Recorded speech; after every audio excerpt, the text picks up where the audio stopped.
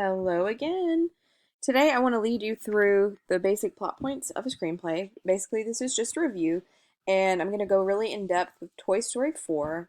And today I'm just going to lead you through Act 1. Tomorrow I'm going to take you through Act 2 and Act 3. And then on Thursday I will be unveiling the TV curriculum. And then, of course, Friday your screenplay is due, and there's no work. There's no lecture or material on Fridays anymore.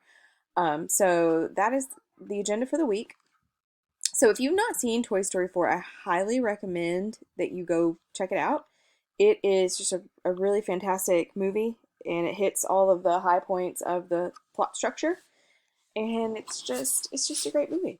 So, Act 1, here are the essential moments that you should see. And if your screenplay does not have these elements, definitely go back and see if you can work some of these in. So we've got, first of all, an introduction to the protagonist in their world, which is the setting.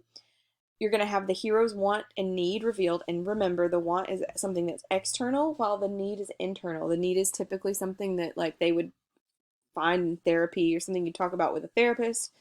The hero's allies and issues with the hero. So your hero can't be perfect, right? Because otherwise, like, what kind of a movie is it? So your hero has to have some kind of a flaw.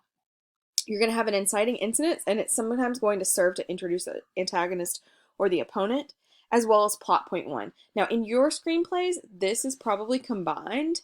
However, in larger screenplays like full-length movies, these are going to be two separate things, okay?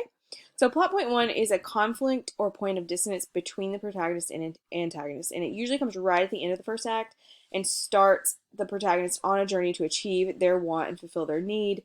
And then, of course, in Act 2, the setting changes typically.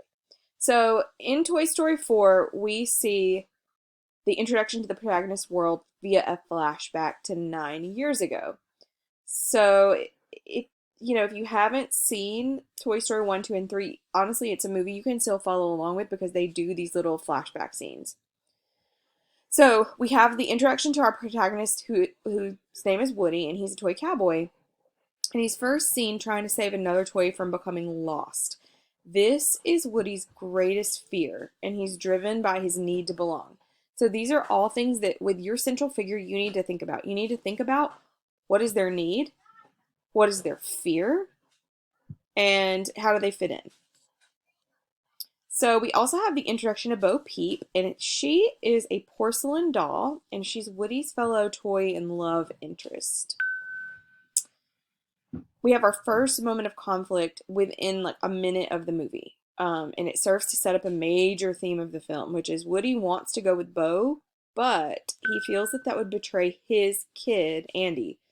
And Woody basically decides to stay behind, say farewell to Bo Peep, and stay loyal to his kid, Andy.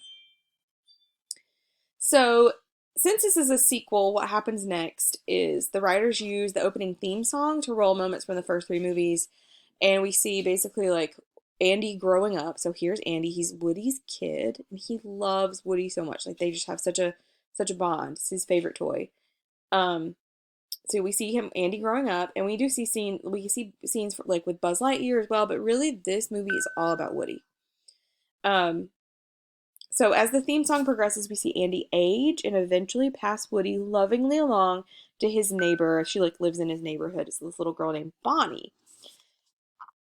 And as the theme song progresses, again, Bonnie, who loves Woody, becomes his new kid. And you see this really close-up shot of Bonnie's name written on Woody's boot. And this signifies that Woody belongs to Bonnie. So again, that sense of belonging, that need to feel loved and wanted by a kid is Woody's highest goal, is his need. So when we're talking about camera shots, I'm going to go back to this one for a minute. And the kind of visual things that cue us in to the needs and the wants of your character are so important. So in your action, it's important to put things like this, like this shot here. Okay, moving on. So what have we seen so far? Let me move my check mark and I'll start this again. We have indeed been introduced to the protagonist in their world. So Woody and Bo Peep, 9 years ago, flashback through Andy's childhood, his new home with Bonnie. So we're only just past the credits of the theme song of the film, and we already have our setting and our introduction, and even know what our protagonist wants and needs. Um, so Woody feels like he needs to be needed, and his sense of self is defined by feeling that he belongs to a kid. We see this even before the opening theme song, and again, that's what makes this a really solid film. We're shown very clearly what Woody needs and wants. Now, let's see the rest. Okay, so our hero isn't perfect, and small conflicts do build between Woody and his fellow toys. So again, he's in a newer home, right? He hasn't lived here forever, and they're already established toys that also love Bonnie.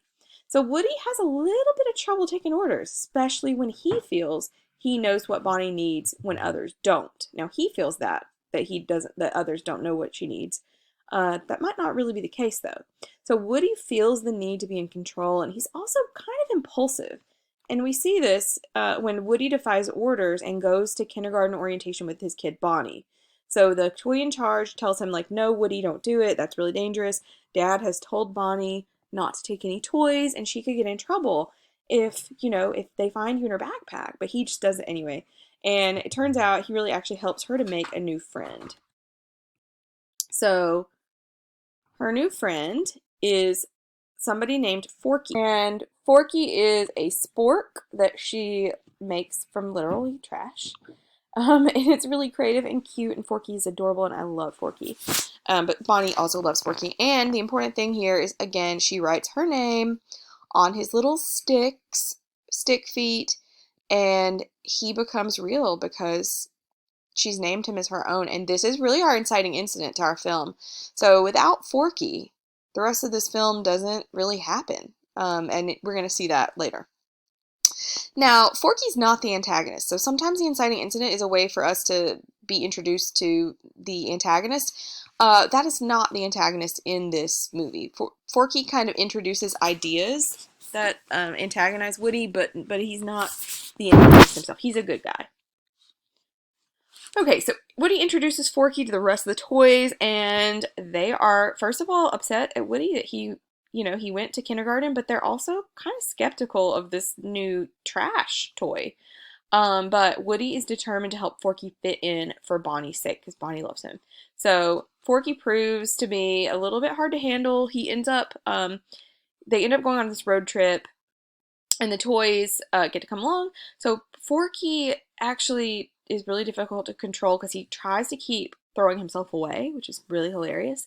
And he jumps out of the window to escape, and Woody goes after him. So again, this is really just like a very impulsive decision on the part of Woody. And this could also be thought of as the inciting incident. It definitely forces our protagonist to form a new plan. So he has to jump out of the RV and go chase Forky. And both of these situations can kind of be thought of as one big scene of one big inciting incident. Okay, so at the end of Act 1, Woody and Forky make it back to the RV park. So they walk back through the night, and this is where Bonnie and Buzz and all the rest of the gang are. They're waiting. So movie over, right? No, actually. So Woody, because he's impulsive, sees a store called Second Chance Antiques and thinks that Bo Peep might be in there. So he's been thinking about her all these years, and he decides to go in.